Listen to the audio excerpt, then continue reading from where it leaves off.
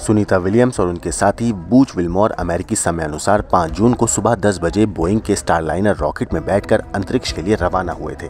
इसके बाद 13 जून को इन्हें वापस धरती आना था, लेकिन रॉकेट में खराबी के चलते उनकी वापसी की डेट को पोस्टपोन करके पहले 22 जून कर दिया गया और फिर 26 जून।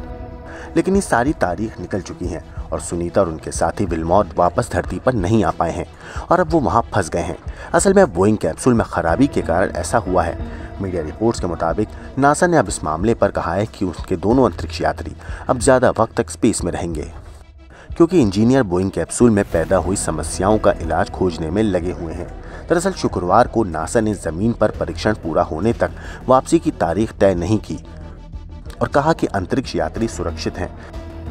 नासा के commercial crew programme manager Steve Stich ने कहा कि हमें अंतरिक्ष यात्रियों को वापस लाने की कोई जल्दी नहीं है और नासा स्टारलाइनर के मिशन की अधिकतम अवधि को 45 दिनों से बढ़ाकर 90 दिन करने पर विचार कर रहे हैं।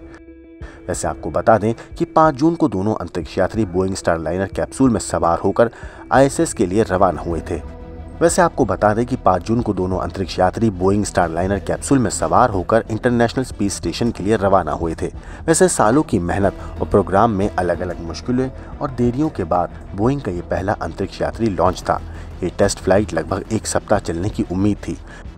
विल्मोर और सुनीता विलियम्स के लिए स्टेशन से जुड़ने के दौरान कैप्सूल की जाँच के लिए पर्याप्त वक्त था, लेकिन कैप्सूल के थ्रस्टर में खराबी के कारण नासा और बोइंग को समय का विश्लेषण करते वक्त वापसी की उड़ान में देरी करनी पड़ी। नासा को अंतरिक्ष यात्रियों के स्पेस वॉक में भी दिक्कत आ रही है। इसी सप्ताह एक अंतरिक्ष यात्री के स्पेस सूट से पानी लीक होने के बाद उनकी स्पेस वॉक को रद्द कर दिया गया था। समस्या का समाधान नहीं हुआ है और अगले हफ्ते जो स्पेस वॉक होनी थी उसे भी अब रोक दिया गया है। रिपोर्ट के मुताबिक स्टारलाइनर की उड़ान से पहले रॉकेट में हीलियम रिसाव देखने को मिला था। उड़ान के दौरान कई और रिसाव देखे गए। वैसे आपको बता दें कि हीलियम का इस्तेमाल थ्रस्टर्स के लिए ईंधन पर दबाव डालने के लिए किया जाता है। नासा और बोइंग ये बेहतर ढंग से समझने की अब कोशिश कर रहे हैं कि आखिर कुछ थ्रस्टर अपनी यात्रा के पहले चरण के दौरान फेल क्यों हो गए।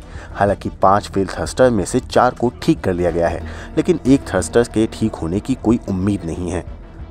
ब्यूरो रिपोर्ट, क्राइम तक।